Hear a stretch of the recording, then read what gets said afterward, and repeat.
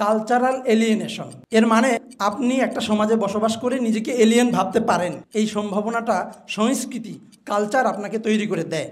জ্ঞান সন্ত্রাস কাকে বলে? যে বা যারা, যেই সকল গবেষক, চেতনার বাতিঘর কিংবা আলোকিত মানুষেরা অস্ত্র হাতে না নিয়ে কলম ধরে ধরে তারা বিভিন্ন বর্গ ঠিক করে দেয় যে এরা বাঙালি, এরা মুসলিম, এরা নৃতাত্ত্বিক, এরা নৃগোষ্ঠী, এরা হচ্ছে মোল্লা, এরা কাঠমোল্লা, এই টাইপ বিভিন্ন আত্মপরিচয় তৈরি করে দেয়। আবুল মনসুর উনি ওনার আত্মজীবনীতে বলতেছেন যে বাঙালি মুসলিমের আইডেন্টিটিটা ঔপনিবেশিক আমলের শেষ দিকে এসে এই অবস্থায় চলে গিয়েছিল যে এলাকার নায়েব এবং জমিদাররা মুসলমানদেরকে পার্টিতে বসতে দিত, নিচে বসতে দিত, আর চেয়ারে বসতে হচ্ছে আপনার ব্রাহ্মণেরা এবং হিন্দু এবং তাদের যে লোকজন আছে। আমাদের বাড়িতে যে ভিক্ষা করতে আসতো গণক, আমাদের হাত দেখে দেখে আমাদের ভাগ্য নির্ধারণ করে দিত, আমাদেরকে রাজা বাদশা বানিয়ে দিত, সেই গণককেও নায়েবরা চেয়ারে বসতে দিচ্ছে, কিন্তু আবুল মনসুরের বাপদাদাদেরকে মাটিতে বসতে দিচ্ছে, কারণ তারা মুসলমান। এ কারণে না যে তারা বাঙালি। মুসলমান হওয়ার পরও ব্রিটিশ সময়ে উপনিবেশের শেষের দিকে নবাবদের কাছে মুসলমানরা অধিকার পাচ্ছিল না। পরবর্তীতে 47-এর পরে মুসলমান হওয়ার কারণে পাচ্ছিল, কিন্তু বাঙালি হওয়ার কারণে নিগৃহীত হচ্ছিল। 71-এর পরে আবার সেই পুরনো ইতিহাস আবার সামনে আসলো। তো আমাদের আজকের সেমিনারের যে মেইন টপিক বাঙালি মুসলিম আত্মপরিচয়ের সন্ধানে। তো আমি ভাবছি যে বাঙালি মুসলিম এবং আত্মপরিচয়ের গুরুত্বটা তুলে ধরে শেষ মুহূর্তে গিয়ে বাংলাদেশের রাজনৈতিক সংস্কৃতি সম্পর্কে হালকা একটা গল্প ছলে আলোচনাটা আমি সমাপ্তি করব বা সমাপনী টানবো ইনশাল্লাহ। তো প্রথমেই বলে নেই যে আমরা এমন একটা যুগে বসবাস করতেছি যেই সময়ে প্রচুর তত্ত্বের ছড়াছড়ি, এত বেশি তত্ত্বের ছড়াছড়ি যে কে কাকে কী নামে গালি দিচ্ছে, কে কাকে কী নামে ট্যাগ দিচ্ছে সেটা বুঝে ওঠা অনেক সময় মুশকিল হয়ে যায়। আমি নিজেও জানি না যে আমার ট্যাগ কী, কে কখন আমাকে কোন ট্যাগ দিয়ে দেয় সেটা বোঝা মুশকিল। এই ঘোরতর তত্ত্বীয় সংকটকেই আমাদের মরক্কান দার্শনিক তাহাব্বুর রহমান এটাকে তত্ত্বীয় সংকট হিসাবেই দেখাইছেন যে পশ্চিম যখন একাডেমিয়াতে চিন্তা গবেষণা শুরু করে তারা এত বেশি তত্ত্ব সারা দুনিয়াব্যাপী ছড়িয়ে দিয়েছে যে আমি বাংলাদেশে বসে আমার অপর মুসলিম ভাইকে কী নামে ট্যাগ দিব সেটা আমি ধার করতেছি র্যান্ড কর্পোরেশন থেকে। র্যান্ড কর্পোরেশনের তৈরি করে দেওয়া কিছু বর্গীয় ধারণাকে আমি অন্য মুসলিম ভাইকে ট্যাগ দেওয়ার জন্য ব্যবহার করতেছি। এইরকম একটা ঘোরতর তত্ত্বীয় সংকটে বসে আসলে কোনো বিষয় নিয়ে আলাপ করা খুবই কঠিন। আমি জানি না আমার বা আমাদের কে কোন ট্যাগ কখন খেয়ে যায়। তো সেই রকম একটা মানে ঘোরতর পরিস্থিতিতে আমরা আসলে আলাপ করতেছি, আলোচনা করতেছি। তো আমি সাধারণত অনেককেই বলি যে ভাই আমাকে লিবারেল বা মডারেট না বলে আপনি আমাকে মুরজিয়া বলেন, অন্তত আমি ইসলামী তুরাসের ভিতরে থাকি। আপনি আমাকে টেরোরিস্ট না বলে আপনি আমাকে খারিজি বলেন, অ্যাটলিস্ট আমি ইসলামিক যে প্যারিফেরি, ইসলামের যে সীমানা মানে আমাদের তুরাসের যে সীমানা সেই সীমানার মধ্যে থাকি, কোরআন হাদিস দিয়ে একটা সমাধানে পৌঁছার চেষ্টা করি। কারণ আপনি দেখবেন ইসলামী ইতিহাসে যাকে আমরা খারিজি বলতেছি সেও কোরআন হাদিস দিয়ে দলিল দিচ্ছে, সে বলতেছে ইনিল হুকমু ইল্লা লিল্লাহ। যাকে আমরা মুরজিয়া বলতেছি সেও কোরআন হাদিস দিয়ে তার জাস্টিফিকেশন করতেছে, সে নিজেকে জাস্টিফাই করতেছে। ফলে আমরা যখন তুরাস থেকে ইসলামী ঐতিহ্য থেকে তৈরি হওয়া কোনো বর্গ দিয়ে একজন আরেকজনকে ট্যাগ করব, তখন মূলত আমরা ইসলামী তুরাসের ভিতরেই থাকব। কিন্তু আমরা একটা এমন গভীরতর ঘোরতর তত্ত্বীয় সংকটে আসি যেখানে কেউ লিবারেল বলতেছে, কেউ মডারেট বলতেছে। তো এই যে ঘোরতর সংকট এটা কেন তৈরি হইল এটা আমি প্রশ্ন আকারে আপনাদের কাছে রেখে গেলাম। এরপরে আমরা দ্বিতীয়ত আলোচনায় আসি পরিচয় কেন জরুরি, আত্মপরিচয় কেন জরুরি। খুব সিম্পল একটা এক্সাম্পল যে এইখানে যারা আসছেন সবাই রেজিস্ট্রেশন করে আসছেন। কেউ রেজিস্ট্রেশন না করলে আপনি নাস্তাও পাইতেন না, এখানে ঢোকার বা সিট গ্রহণ করার পারমিশনও পাইতেন না। অর্থাৎ এই যে পারমিশন আপনি পাইলেন এটার ভিত্তি হচ্ছে আপনার পরিচয়। এই পরিচয়টা না থাকলে আপনি এখানে প্রবেশ করতে পারতেন না, সিট গ্রহণ করতে পারতেন না। এই বাংলাদেশ একটা মডার্ন স্টেট। আপনারা জানেন যে মডার্ন স্টেটে একটা ন্যাশনালিটি থাকতে হয়। আপনি এই দেশের জনগণ হিসাবে আপনাকে একটা জাতীয়তা বা একটা জাতিগত পরিচয় নিয়ে বাঁচতে হবে। আজকে পাহাড়ে যে সমস্যা তৈরি হচ্ছে, আমরা পাহাড়িদেরকে আদিবাসী নাম গ্রহণ করতে দিচ্ছি না, আমরা বলতেছি নৃগোষ্ঠী, আবার আমরা বলতেছি উপজাতি, তারা বলতেছে না আমরা উপজাতি নাম নেব না, আমরা আদিবাসী নাম গ্রহণ করব। এই যে এত সব পলিটিক্স, এই সব কিছুর পেছনে কিন্তু আত্মপরিচয় লুকিয়ে আছে। সুতরাং আপনি আপনার আত্মপরিচয়টা ঠিকঠাক বুঝে না নিতে পারলে আপনার বাংলাদেশে স্থায়িত্ব অনেক কঠিন। এই রকম একটা জরুরি জায়গাকে ফোকাস করেই মূলত আমরা আজকে অনেক পরে হলেও, যেটা 60 বা 50-এর দশকে হওয়া উচিত ছিল, বাঙালি মুসলিম আত্মপরিচয়ের সংকট নিয়ে আলোচনা 60-এর দশকে হওয়া উচিত ছিল, সেটা আমরা অন্তত অনেক দেরিতে হলেও 2024-এ এসে শুরু করতে পেরেছি। এখন ব্যাপার হলো যে বাঙালি মুসলিম আত্মপরিচয়টা কেন জরুরি। দেখেন, ইরানের একজন তাত্ত্বিক আছেন, আলী শরীয়তি নাম। আলী শরীয়তির একটা বক্তব্য আছে আধুনিকায়ন, সভ্যতা এবং আধুনিকায়ন নিয়ে উনি লেখালেখি করতে গিয়ে উনি বলতেছেন যে কালচারাল এলিয়েনেশন এর মানে আপনি একটা সমাজে বসবাস করে নিজেকে এলিয়েন ভাবতে পারেন, এই সম্ভাবনাটা সংস্কৃতি, কালচার আপনাকে তৈরি করে দেয়। আমরা যারা গ্রাম অঞ্চল থেকে আসছি, বিশেষ করে আমার মতো যারা প্রত্যন্ত অঞ্চলের কৃষিজীবী সমাজ থেকে উঠে আসা যুবক, ঢাকা শহরে যখন নতুন আসি সম্পূর্ণই অপরিচিত মনে হয় ঢাকা শহরটাকে। এখানের মানুষজনের চলাফেরা, লাইফস্টাইল সব কিছুই কেমন যেন অন্যরকম লাগে। সেখানে আমি আমার নিজেকেই আবিষ্কার করি আদার হিসাবে, অপর হিসাবে। এই যে আমি নিজেকে একটা দেশে বসবাস করেও গ্রাম থেকে উঠে এসে শহরে আমি নিজেকে অন্য বা আদার হিসাবে ভাবতে শুরু করলাম, এটাই হচ্ছে কালচারাল এলিয়েনেশন। অর্থাৎ আপনি আপনাকে এলিয়েন ভাবা শুরু করছেন। এই এলিয়েনেশনটা কিভাবে তৈরি হলো এই দেশে, এটা আপনি সব জায়গায় দেখবেন। ইউনিভার্সিটিতে যান, হলগুলোতে যান, আপনার ঢাবি বলেন, পাবলিক ইউনিভার্সিটি বলেন, মোস্ট ডমিনেন্ট যে প্রভাব প্রাইভেট ইউনিভার্সিটিগুলো আছে, সেখানে আপনি সেম কালচার দেখবেন যে একজন কৃষকের ছেলে মেধা নিয়ে ঢাকা ইউনিভার্সিটিতে অ্যাডমিশন নেওয়ার পর তার কেন যেন মনে হচ্ছে সে একটু ভিন্ন, সে যাতে উঠতে পারে নাই, তাকে যাতে উঠতে হবে। এই যে তার মধ্যে হীনমন্যতা তৈরি হচ্ছে, এটা হচ্ছে কালচারাল এলিয়েনেশনের একটা প্রভাব। তো সংস্কৃতিতে, একটা দেশের সংস্কৃতিতে কালচারে এলিয়েন ধারণা কারা তৈরি করে?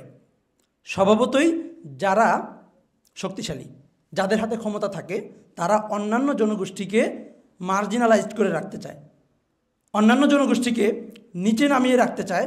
ক্ষুদ্র নৃগোষ্ঠী এবং ছোট ছোট ক্ষুদ্র পরিচয়ের ভিত্তিতে তাদেরকে প্রান্তিক জনগোষ্ঠী হিসেবে ফেলে রাখতে চায়। আপনারা জানেন যে এইখানে একটা গুরুত্বপূর্ণ ব্যাপার আছে। গায়ত্রী স্পিভাক নামে একজন ভারতীয়, পশ্চিমে থাকেন উনি তত্ত্ব করেন, গবেষণা করেন, একাডেমিতে কাজবাজ করেন। ওনার একটা শব্দ আছে, শব্দটা হচ্ছে যে ইপেস্টেমিক ভায়োলেন্স, অর্থাৎ জ্ঞান সন্ত্রাস। এর আগে অনেক সন্ত্রাস শুনে আসছেন, চাঁদাবাজি, সন্ত্রাসী, নানা কিছু শুনছেন এবং মিডিয়া সন্ত্রাসও শুনছেন, কিন্তু জ্ঞান সন্ত্রাস এই শব্দটা খুব ইউনিক এবং নতুন। জ্ঞান সন্ত্রাস কাকে বলে? যারা যেই সকল গবেষক, চেতনার বাতিঘর কিংবা আলোকিত মানুষেরা অস্ত্র হাতে না নিয়ে কলম ধরে ধরে তারা বিভিন্ন বর্গ ঠিক করে দেয় যে এরা বাঙালি, এরা মুসলিম, এরা নৃতাত্ত্বিক, এরা নৃগোষ্ঠী, এরা হচ্ছে মোল্লা, এরা কাঠমোল্লা, এই টাইপ বিভিন্ন আত্মপরিচয় তৈরি করে দেয়। আপনার আত্মপরিচয় কি, এটা আপনি স্বয়ং নিজে নির্ধারণ করবেন না, অথচ আত্মপরিচয় আপনার নির্ধারণ করার কথা ছিল, কিন্তু আপনার আত্মপরিচয় আরেকজন নির্ধারণ করে দিচ্ছে। এবং খুবই দুঃখজনকভাবে আমরা যেই বিষয় নিয়ে আজকে আলোচনা করতেছি, বাঙালি মুসলিম ধারণাটা, আমার সম্ভবত সবাই আমার সাথে বা অধিকাংশই আমার সাথে একাত্মতা পোষণ করবেন যে বাঙালি মুসলিম ধারণাটা বাংলা ভাষায় যারা নিয়ে আসছে তাদের অধিকাংশের চিন্তার সাথে আপনাদের দ্বিমত আছে। যদি আমরা খুব বড় আকারে মোটা দাগে আহমদ ছফাকে সামনে নিয়ে আসি, আহমদ ছফার চিন্তার সাথে আমাদের চিন্তার কত পার্সেন্ট একমত আছে, ঐক্যমত্য আছে, আর কত পার্সেন্ট দ্বিমত ভিন্নতা আছে, সেটা আপনারা অনুভব করতে পারেন। কিন্তু তবুও আহমদ ছফার বাঙালি মুসলমানের মন থেকে বাঙালি মুসলমান শব্দকে নিয়ে আমরা আত্মপরিচয়ের সন্ধান করতেছি, ঠিক আছে?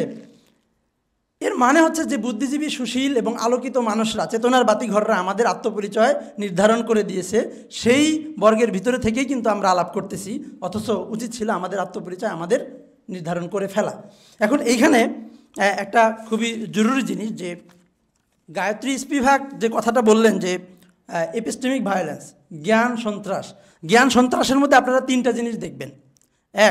এক নম্বরে, জ্ঞান সন্ত্রাসের ধারণায় যে কর্তার স্থানে থাকে সে হচ্ছে একজন বুদ্ধিজীবী, গবেষক কিংবা স্কলার, কর্তার স্থানে যে থাকে, এবং যার ব্যাপারে কথা বলা হয় সে সাধারণ হয় হচ্ছে যে আপনার ক্ষমতাহীন জনগোষ্ঠী, যার কাছে ক্ষমতা নাই, পাওয়ার নাই, আমি তার পরিচয় ঠিক করে দেব, আমি বুদ্ধিজীবী। এখানে সন্ত্রাসের জায়গায়, সরি টু সে, যে কর্তার জায়গায় বুদ্ধিজীবী এবং হচ্ছে যে গবেষক স্কলার, আর যাকে নিয়ে কথা বলা হচ্ছে, তর্ক করা হচ্ছে, তত্ত্ব করা হচ্ছে, সে হচ্ছে দেশের ক্ষমতাহীন মজলুম জনগোষ্ঠী। এই মজলুম জনগোষ্ঠীর আইডিয়াটা আপনারা যদি ইতিহাস পড়েন দেখবেন অনেক আগে থেকেই বাংলা অঞ্চলের মুসলমানরা দীর্ঘদিন যাবৎ নিগৃহীত হয়ে আসছিল, তাদের উপর জুলুম চলছিল। সেই জুলুমটা আমরা খুব নিকটতর থেকে যদি শুরু করি, 1947-এর আগে উপনিবেশ যখন শেষ হয় অবস্থা, ঠিক তখন মুক্তি প্রশ্নে উপনিবেশ থেকে আমাদের মুক্তি পেতে হবে। সেই মুক্তির প্রশ্নে এক হইতে হবে, আন্দোলন করতে হবে। সেই স্বার্থে আপনার হচ্ছে মানুষেরা জমাটবদ্ধ হলো, হিন্দু মুসলিম। যদিও এর আগেই হিন্দুদের মধ্যে হিন্দুত্ববাদী চেতনা ন্যাশনালিটি আকারে তাদের মধ্যে চলে আসছিল, তাদের বুদ্ধিতে, তাদের চেতনায়। তারপরও আপনারা দেখবেন যে কংগ্রেস, মুসলিম লীগ একটা সময় পর্যন্ত তারা একসাথে চলার চেষ্টা করছিল, কিন্তু সেখানে আমরা দেখি জিন্না সহ আমাদের যারা বাংলা অঞ্চলের নেতা নেতৃত্ব স্থানীয় ছিলেন, বিশেষ করে ভাসানী, সোহরাওয়ার্দী এবং হচ্ছে আপনার ফজলুল হক, এবং আমরা যদি লেখক হিসাবে আবুল মনসুরকেও এখানে সামিল করি, ওনারা খুব কনসার্ন ছিলেন বাঙালি মুসলিমদের ব্যাপারে। বাঙালি মুসলিমরা, আবুল মনসুর উনি ওনার আত্মজীবনীতে বলতেছেন যে বাঙালি মুসলিমের আইডেন্টিটিটা ঔপনিবেশিক আমলের শেষ দিকে এসে এই অবস্থায় চলে গিয়েছিল যে এলাকার নায়েব এবং জমিদাররা মুসলমানদেরকে পার্টিতে বসতে দিত, নিচে বসতে দিত, আর চেয়ারে বসতে হচ্ছে আপনার ব্রাহ্মণেরা এবং হিন্দু এবং তাদের যে লোকজন আছে। আবুল মনসুর বলতেছে আমাদের বাড়িতে যে ভিক্ষা করতে আসতো গণক, আমাদের হাত দেখে দেখে আমাদের ভাগ্য নির্ধারণ করে দিত, আমাদেরকে রাজা বাদশা বানিয়ে দিত। সেই গণক সে কিন্তু টাকা নিত গণকই করে। সেই গণককেও নায়েবরা চেয়ারে বসতে দিচ্ছে, কিন্তু আবুল মনসুরের বাপদাদাদেরকে মাটিতে বসতে দিচ্ছে, কারণ তারা মুসলমান। এ কারণে না যে তারা বাঙালি, এই পয়েন্টটা মাথায় রাখবেন। এ কারণে না যে তারা বাঙালি, বরং এ কারণে যে তারা মুসলিম। তো এবং সাথে সাথে নায়েবরা আবুল মনসুরের বাপদাদাদেরকে তুমি বলে ডাকতো। এ ব্যাপারটা আবুল মনসুরের বাপদাদাদের আত্মমর্যাদায় না লাগলেও আবুল মনসুরের আত্মমর্যাদায় লেগেছিল। ফলে পরবর্তীতে আমরা দেখি উনি বলতেছেন যে আমি একদিন বড়শি দিয়ে দিঘিতে মাছ মারতেছিলাম, মাছ উঠাচ্ছিলাম। এই সময় বিপরীত পাশে কিছু নায়েব, তারাও হচ্ছে মাছ মারতেছিল। তো তাদের বড়শিতে কোনো মাছ উঠতেছিল না, আমার বড়শিতে মাছ উঠতেছিল। তো তখন তারা বলল তুই কি আদার দিছিস রে, তোর আদারটা আমাদেরকে দিয়ে যা। তো তখন আবুল মনসুর বলছে তোর লাগে তুই নিয়ে যা। তো এই যে আবুল মনসুর তুই বলে নায়েবদেরকে সম্বোধন করলো, এই সম্বোধনের কারণে নায়েবরা উত্তেজিত হয়ে গেছে। আবুল মনসুর বলতেছে আমার আত্মমর্যাদার যে আত্মসম্মান, আত্মপরিচয়ের যে আত্মমর্যাদা বা সম্মান, সেইটার জায়গা থেকেই সে তুমি বলে তাকে কাউন্টার দিছেন। তো এখন এই পয়েন্টটাতে আমরা এসে বুঝলাম যে উপনিবেশের শেষ দিকে বাঙালি মুসলমানরা মুসলমান হওয়ার কারণে নির্যাতিত হচ্ছিল কিংবা অধিকার পাচ্ছিল না। এক, পরবর্তীতে যখন পাকিস্তান হলো মুসলিম পরিচয়ের ভিত্তিতে, খেয়াল রাখবেন, মুসলিম পরিচয়ের ভিত্তিতে যখন পাকিস্তান নির্মাণ হইল, সেই পাকিস্তানেও পাঞ্জাবি শাসক গোষ্ঠীর কাছে বাঙালি মুসলমানরা আবার নিপীড়িত হয়েছে। সেটা আপনারা জানেন ইতিহাস। এবার নিপীড়িত হয়েছে কি মুসলিম হিসাবে? না, বাঙালি হিসাবে বা ভিন্ন অঞ্চলের এই হিসাবে। পরবর্তীতে বাংলাদেশের মানুষেরা যারা যুদ্ধে অংশ নিয়েছিল তারা তো মুসলমানই, তারা অবশ্যই তো মুসলমান। আমাদের দাদা, পরদাদা, বাবা, চাচা যারা যুদ্ধ করেছে তারা কি হিন্দু? আমাদের লোকালয়ে আশপাশে আমাদের গ্রামে যারা বসবাস করতেছে মুক্তিযোদ্ধা পরিচয়ে, তারা কেউ কি কাফের, কেউ কি হিন্দু, কেউ কি বৌদ্ধ? সবাই তো মুসলিম। তাহলে বাঙালি মুসলমানরাই তো মুক্তিযুদ্ধ করেছে, ঠিক না? তাহলে ৭১-এ এসে পাঞ্জাবিদের কাছে অধিকার না পাওয়ার কারণে যারা যুদ্ধ করলো তারাও মুসলমান, তবে তারা বিশেষভাবে তাদের সাথে আরেকটা বর্গ বা একটা পরিচয় যোগ হইল, সেটা হলো বাঙালি মুসলমান। এই বাঙালি মুসলমানরা দুঃখজনকভাবে ৭১-এর পর থেকে তাদের পরিচয় নিয়ে মাথা উঁচু করে দাঁড়াইতে পারে নাই। এখানে সবচেয়ে বেশি প্রভাবশালী হয়ে উঠছিল কোন পরিচয়? বাঙালি পরিচয়। দেখেন ৪৭-এর আগে মুসলমান হওয়ার পরও হচ্ছে ব্রিটিশ সময়ে উপনিবেশের শেষের দিকে নবাবদের কাছে মুসলমানরা অধিকার পাচ্ছিল না। পরবর্তীতে ৪৭-এর পরে মুসলমান হওয়ার কারণে পাচ্ছিল, কিন্তু বাঙালি হওয়ার কারণে নিগৃহীত হচ্ছিল। ৭১-এর পরে আবার সেই পুরনো ইতিহাস আবার সামনে আসলো যে এখন বাঙালি হওয়ার কারণে ৭১-এর পর থেকে কারা কারা নির্যাতিত হয়েছে মোটা দাগে। ফররুক আহমদ, আল মাহমুদ, যে আল মাহমুদ একসময় বামপন্থা করতো, তখন তাকে নিয়ে খুব উল্লাস করা হতো, উদযাপন হইতো। কিন্তু আমরা দেখি উনি যখনই ইসলামিস্ট হয়েছেন ইসলামের দিকে আসছেন, এরপর থেকে ওনার উপরে নির্যাতন বা নিগৃহ শুরু হয়েছে। এই পয়েন্টগুলো মাথায় রাখবেন। এটা হচ্ছে বাংলাদেশের রাজনৈতিক সংস্কৃতি, বাংলাদেশের দীর্ঘদিন ধরে চলে আসা রাজনৈতিক সংস্কৃতি, ওভারঅল ৭১-এর পর থেকে চলে আসা। এটা কেন হয়েছে? এখানে কাজ করছে কিছু এপিস্টেমিক ভায়োলেন্স, কিছু বুদ্ধিজীবী এবং কিছু স্কলাররা আমাদেরকে এভাবে মার্জিনালাইজড করে রেখেছে। এখন আরেকটা গুরুত্বপূর্ণ প্রশ্ন, সেটা হলো যে বিশ্ব গবেষণায় অলরাইট যে গবেষণা, সেইখানে একটা খুব জরুরি সব তথ্যের কথা বলে যে যেই সকল রাষ্ট্র এক্সট্রিমলি হোমোজেনিয়াস যে কান্ট্রিগুলো আছে, মানে অত্যন্ত সমরূপ যেই দেশগুলো আছে, যাদের জাতিগত পরিচয় মোটামুটি কাছাকাছি, সেই সব রাষ্ট্রে রাজনৈতিক স্থিরতা অনেক বেশি, রাজনৈতিক স্থিতিশীলতা অনেক বেশি। এবং সমরূপ দেশগুলোর মধ্যে, সমরূপ জাতীয় কান্ট্রিগুলোর মধ্যে খুঁজলে বাংলাদেশে সবচেয়ে বেশি লক্ষ্য করা যায়। এখানে এক্সট্রিমলি হোমোজেনাস মানুষ, এখানে ৯৮% বাঙালি, ৯০% মুসলিম, অর্থাৎ বাঙালি মুসলিম পরিচয়টা প্রায় ৯০% মানুষের মধ্যে আমরা পাই। সে একই সাথে বাঙালি এবং একই সাথে মুসলিম। এই যে বড় একটা ঐক্য, এটা থাকার পরও বাংলাদেশের মতো রাষ্ট্রে রাজনৈতিক অস্থিরতা, রাজনৈতিক স্থিতিশীলতা নাই। কেন নাই? এর পিছনে দায় কার?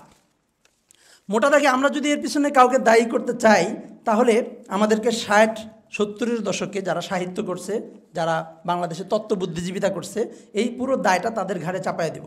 যারা কলকাতা কেন্দ্রিক বাঙালি পরিচয়কে নির্মাণ করছে, বাঙালি বলতে কলকাতা যেই ডেফিনেশন দেয়, বাঙালি বলতে কলকাতা যা বোঝায়, সেই অর্থেই যারা বাঙালি বুঝেছে, তারা এখানে মোটা দাগে দায়ী।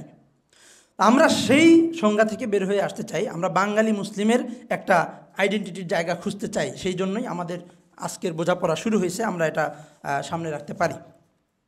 এখানে আপনারা দেখবেন, তাহলে বাঙালি মুসলিম পরিচয়ের সূচনা থেকে যারা সাহিত্য করতেছে, আহমদ ছফা সহ যারা বাঙালি মুসলিম নামে লেখাজোখা করছেন, তাদের মধ্যে কলকাতার প্রভাবটা রয়ে গেছে, আহমদ ছফার মধ্যেও। এটা হয়তো অনেকের শুনতে খারাপ লাগবে, কারণ আহমদ ছফার ভক্তি অনেকেরই আছে। তো আহমদ ছফা কীভাবে বাঙালি মুসলমানকে কলকাতা কেন্দ্রিক বা কলকাতার ন্যারেটিভ অনুযায়ী বাঙালি মুসলিম পরিচয়কে দাঁড় করাইতে চাইছে, সেটার উদাহরণ আপনি পাবেন তার বইতেই। দেখবেন সে মোটামুটি মুসলমানদেরকে দেখাইতে চাইছে কি হচ্ছে যে নিচু জাতের হিন্দু থেকে ধর্মান্তরিত, মনে রাখবেন, নিচু জাতের হিন্দু থেকে ধর্মান্তরিত, গ্রাম্য খ্যাত, অতীতের কুসংস্কার আঁকড়ে থাকা একটা পশ্চাৎপদ জনগোষ্ঠী। কারণ সে পুঁথি পড়তো, পুঁথি সাহিত্যে তার প্রচুর বিশ্বাস ছিল। অথচ সুলতানি আমলে, আমাদের ইমরান খান ভাই বলে গেছেন, সুলতানি আমলে মুসলমানরা এত গভীর জ্ঞান চর্চা করত, সেটা জানা সত্ত্বেও কিংবা না জেনে তারা মুসলমানদেরকে একমাত্র পুঁথির সাথে সীমাবদ্ধ করে দিয়ে মুসলমানদেরকে বলতেছে এরা হচ্ছে কুসংস্কার আঁকড়ে থাকা একটা পশ্চাৎপদ জনগোষ্ঠী, অতীতমুখী এবং আধুনিকতা বিরোধী। কোন আধুনিকতা? যেটা পশ্চিম আমাদেরকে শিখিয়েছে, সেই আধুনিকতা বিরোধী, জ্ঞান বিজ্ঞান বিমুখ এবং সাম্প্রদায়িক। এবং বাংলা বিভাগের দায়ও এই মুসলমানদের, বাঙালি মুসলমানদের। এই টাইপ একটা বয়ান বা ন্যারেটিভ সে দাঁড় করানোর চেষ্টা করছে। আপনি আনিসুজ্জামানের বই যদি দেখেন, সেখানেও সেম চিত্র দেখবেন। অর্থাৎ ৭১-এর পরেও বাঙালি মুসলিম আইডেন্টিটিকে যারা সামনে নিয়ে আসছে, তারাও খুব ভালোভাবে নিয়ে আসে নাই, মোটামুটি নানাভাবে দোষী করতে চাইছে, সেটা আপনারা দেখবেন। তো আমি আর বিস্তারিত সেদিকে গেলাম না। আমরা আরেকটা গুরুত্বপূর্ণ আলাপে আসি, আধুনিক রাষ্ট্রর আলাপে। আধুনিক রাষ্ট্র, আমি এর আগে বলেছি যে আধুনিক রাষ্ট্রে একটা জাতিগত পরিচয় থাকতে হয়, কারণ আধুনিক জাতি রাষ্ট্র, এখানে জাতি পরিচয়টা খুব ইম্পর্টেন্ট। অর্থাৎ এই যে রাষ্ট্র আছে, আধুনিক মডার্ন স্টেট, এটার একটা মালিক পক্ষ থাকবে, এর একটা সত্ত্বাধিকারী থাকবে, মালিক পক্ষ। মালিক পক্ষ হবে ওই রাষ্ট্রের ভেতরে থাকা সবচেয়ে প্রভাবশালী জনগোষ্ঠী। সে জনসংখ্যায় বেশি হইতে পারে, কমও হইতে পারে, যার ন্যারেটিভ শক্তিশালী সেই হবে এই রাষ্ট্রের মালিক, মোটামুটি এরকম। তো আধুনিক রাষ্ট্রের মালিক কারা? বাংলাদেশ তো একটা আধুনিক জাতি রাষ্ট্র, ঠিক না? তো এই বাঙালি বা বাংলাদেশের মতো একটা আধুনিক জাতি রাষ্ট্রের মালিক কারা? পাহাড়ি আদিবাসীরা, পাহাড়ি উপজাতিরা, মুসলমানরা, হিন্দুরা, নাকি বাঙালিরা? কারা? আওয়ামী লীগ বলে বাঙালি, বিএনপি বলে বাংলাদেশি। এই যে একটা দেশকে একটা জাতির সাথে তার মালিকানার সম্পৃক্ততা ঘটায় দেওয়া, এর মধ্য থেকেই মূলত ফ্যাসিজম শুরু হয়েছে। ফ্যাসিজম যদি আপনারা সূচনা ঘাটতে যান, আওয়ামী ফ্যাসিস্ট হয়ে উঠল কীভাবে? এইভাবেই। সে সবার আগে দেখাইছে বাংলাদেশ নামক আধুনিক রাষ্ট্রের মালিক হচ্ছে বাঙালিরা। বাঙালি কারা? বাঙালি কলকাতা যে বয়ান তৈরি করে দিছে, যে সংজ্ঞা তৈরি করে দিছে, এরাই বাঙালি। কপালে টিপ থাকবে, সিঁদুর থাকবে, মঙ্গল শোভাযাত্রা করবে, তারপরে হচ্ছে পহেলা বৈশাখে নাচন কীর্তন করবে, এরাই হচ্ছে যে বাঙালি প্রকৃত অর্থে। এর বিরোধিতা যারা করবে এরা বাঙালি না। এরা কোত্থেকে আসছে? আরব থেকে আসছে, পারস্য থেকে আসছে, এরপরে আসছে তুর্কি থেকে, অথবা ভারত থেকে, অথবা পাকিস্তান থেকে। সর্বশেষ যে বয়ান ন্যারেটিভ, এরা সবাই পাকিস্তান থেকে আসছে। তো এই যে বাংলাদেশ নামক আধুনিক রাষ্ট্রের একটা মালিকানা সত্ত্ব তৈরি বানানো হলো, এবং সেটা বাঙালি, যারা বাঙালি হবে তারাই, আর বাঙালি পরিচয়টাকে দাঁড় করানো হলো মুসলমান পরিচয়ের বিপরীতে। এই বয়ানটা কলকাতা কেন্দ্রিক বয়ান। এখন আমাদের এখানে আমি জানি অনেকেই আছেন যারা বাঙালি মুসলিম শব্দবন্ধটারে পছন্দ করেন না। অনেকেই মনে করেন বাঙালি যে ধারণা সেটা আবার মুসলিম হইতে পারে নাকি। আপনিও মোটামুটি কলকাতার ধারণার দ্বারা প্রভাবিত, কারণ আপনি বাঙালিকে বুঝছেন কলকাতার বয়ান অনুযায়ী, যে বাঙালি হইতে হলে কলকাতা যেরকম যেরকম ক্যারেক্টারিস্টিক দিছে ওই অনুযায়ী হইতে হবে বাঙালি, এর বাইরে গিয়ে বাঙালি হওয়া যাবে না। ওইটা আপনার মাথায় আসার জন্য আপনি মনে করতেছেন বাঙালি আবার মুসলিম হয় কিমনে, আবার মুসলমান বাঙালি হয় কিমনে। তো এই ধরনের বোঝাপড়া, যদি বোঝাপড়াগত অস্পষ্টতা থাকে, আপনারা আশা করি এটা পুনর্বিবেচনা করবেন।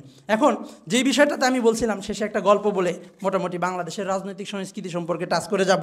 সেই গল্পটা হলো সৈয়দ মুজতবা আলীর গল্প। সৈয়দ মুজতবা আলী একটা গল্প নিয়ে এসেছেন, নেরে নামে একটা গল্প সে লিখেছে। সেখানে দেখাইছে আব্দুর রসুল নামে এক মুসলমান ছেলে চাঁদপুর থেকে কলকাতায় যাবে লঞ্চ যোগে, তো স্টিমার যোগে, দোতলা স্টিমার। আব্দুর রসুল নামক যুবক ট্রেন থেকে খুব দৌড়ে গিয়ে কোনো মতে আপনার স্টিমারের দ্বিতীয় তলার সিঁড়ির নিচে গিয়ে বসছে। বসার পরে সে দেখলো যে দুইটা প্রৌঢ় বয়সের দুইজন আপনার কি বলে হিন্দু দম্পতি, তারা মাত্র এসে ঘাটে পৌঁছেছে। তারা ঘাটে পৌঁছে স্টিমারে উঠে গেছে। ওঠার পরে তাদের মনে হইলো আমাদের কুলি পিছনে রয়ে গেছে, মালামাল সহ, মালামালটা আনা দরকার। তখন এই মুসলমান আব্দুর রসুল সে নেমে গিয়ে সেই জিনিসপত্র উঠিয়ে নিয়ে আসলো, তাদেরকে হেল্প করলো। করার পরে নিজে যে জায়গাটা সে অধিকার করছিল, যে জায়গাটা সে দখল করছিল, সেই জায়গাটা হিন্দু দম্পতিকে দিয়ে দিল। দিয়ে দেওয়ার পরে খোশ গল্প চলতেছে। এর মাঝেই হিন্দু দম্পতি বলতেছে যে নামটাম জিজ্ঞেস করছে, বলছে আব্দুর রসুল। তো হিন্দু দম্পতি বলতেছে আমরা আবার ছোঁয়াছুঁইতে বিশ্বাস করি না, আমরা একসাথে খাইতে পারি। বইলেই একটা মিষ্টি সুন্দর করে হাতে নিয়ে টপ করে মুখে ঢুকিয়ে দিয়ে বললো খান। তো খাবার দাবার শেষ, ভ্রমণ শেষ, নামবে। এই সময় আব্দুর রসুল লঞ্চ থেকে নামার সময় হিন্দু দম্পতি বলতেছে আপনার সাথে আমাদের সখ্যতা হইলো, পরিচয় হইলো, নাম তো জানা হইলো না, চিঠি দিব কিভাবে? তো নাম জিজ্ঞেস করার পরে আব্দুর রসুল বলল আমার নাম আব্দুর রসুল। তখন সে চিৎকার দিয়ে উঠলো, হায় হায়, তুমি মুসলমান বলবা না আগে? তুমি আমার জাতটা খাইলা, আমার জাত মারলা। কয় আপনি না বলছিলেন ছোঁয়াছুঁইতে বিশ্বাস করেন না? ছোঁয়াছুঁইতে বিশ্বাস করি না মানে 7 পুরুষ মেনে আসছে, আমি মানবো না। তো এই যে মুসলমান, এই মুসলমানটাই হচ্ছে বাঙালি মুসলমান, যে বিভিন্ন আন্দোলনে অংশ নিয়েছে। আন্দোলনের পরে তাকে ছুঁড়ে ফেলা হয়েছে, তার সুবিধা নেওয়া হয়েছে, সুবিধা ভোগ শেষে তাকে নিক্ষেপ করা হয়েছে। কেন নিক্ষিপ্ত হয়েছে? কারণ সে সবসময় ওই আপনার হচ্ছে বয়ানের জায়গায় আসে নাই, তত্ত্ব নির্মাণের জায়গায় আসে নাই, সে নিজের আইডেন্টিটি নিজে তৈরি করতে পারে নাই। সুতরাং আমি আমার বক্তৃতার শেষ পর্যায়ে এসে বলবো যে বাংলাদেশের যে রাজনৈতিক সংস্কৃতি, এর মধ্যে একটা গভীরতর এপিস্টেমিক ভায়োলেন্স আছে। সেই ভায়োলেন্স দূর করতে হলে আমাদেরকে এগিয়ে আসতে হবে, তত্ত্ব নির্মাণ করতে হবে, কথা বলতে হবে। আমার শুধু নিজের পরিচয় নয়, অন্যের পরিচয়ও আমি নির্ধারণ করে দেব। সেই ধরনের প্রেরণা এবং উৎস নিয়ে আমাকে আগাইতে হবে। আখির দাওয়ানা আলহামদুলিল্লাহ রাব্বিল আলামিন।